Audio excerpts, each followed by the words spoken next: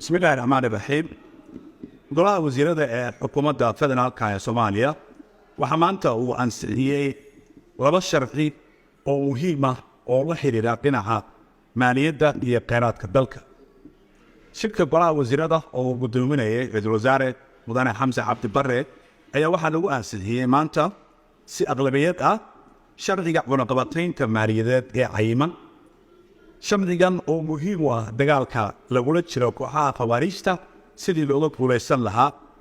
waxaana lagu dhaqayaa sharcigan dadka lagu tumo in ay ku lug leeyihiin maalgelinta argagixisada. ujeedka sharcigan cunaqabataynta maaliyadeed ee cayiman ayaa ah in Soomaaliya ay yeelato nidaamyo cunaqabatayn maaliyadeed oo adag, kuwaasi oo u oggolaanaya dowladda in ay hirgeliso cunaqabataynta dadka lagu tumo maalgelinta argagixisada ee waddanka gudihiisa. sidoo kale waxaa sharcigani uu u siinayaa dowladda inay fuliso iyadoo tixgelinaysa xubinnimada ay xubinta ka tahay qaramada midoobay, go'aanada golaha ammaanka ee qaramada midoobay ee la xiriira nidaamka cunaqabataynta iyo la dagaalanka maalgelinta argagixisada. sharciga labaad ee muhiimka ah ee golaha wasiirada xukuumadda danka maanta waa ansixiyay waxaa isna uu yahay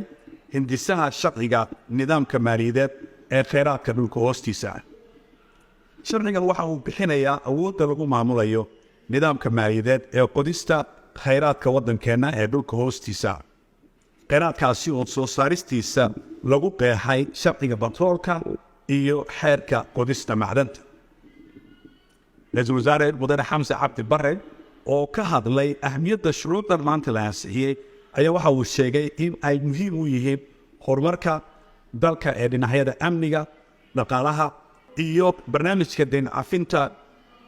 oo Soomaaliya ay ku taagan tahay jidkeedii loogu talagalay. Ra'iisul Wasaaraha ayaa soo dhaweeyay qoraalkii shalay ay soo saartay hay'adda lacagta adduunka ee IMF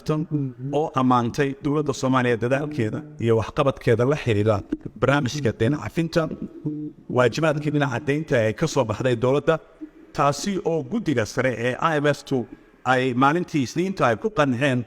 Soomaaliya waxqabadkeeda. Ra'iisul Wasaaraha xukuumadda federaalka ee Soomaaliya Mudane Xamse Cabdi Barre waxa uu sheegay in xukuumadda dan qaran ay xoogga saarayso sanadkan cusub ee dhalanaya dib u xoreynta iyo sugidda amniga, oo runtii kooxaha khawaarijta hadda dhul aad u ballaaran dowladdu ay ku xoreysay iyadoo kaashanaysa shacabka iyo dadka deegaanka, iyo barnaamijka deyn cafinta oo dowladda Soomaaliya ay jidkeeda ku taagan tahay hay'adaha caalamiga ah ee dhaqaaluhuna ay ku qanacsan yihiin waxqabadkeeda, taasi oo soo gabagaboweysa sanadka 2023 dhammaadkiisa.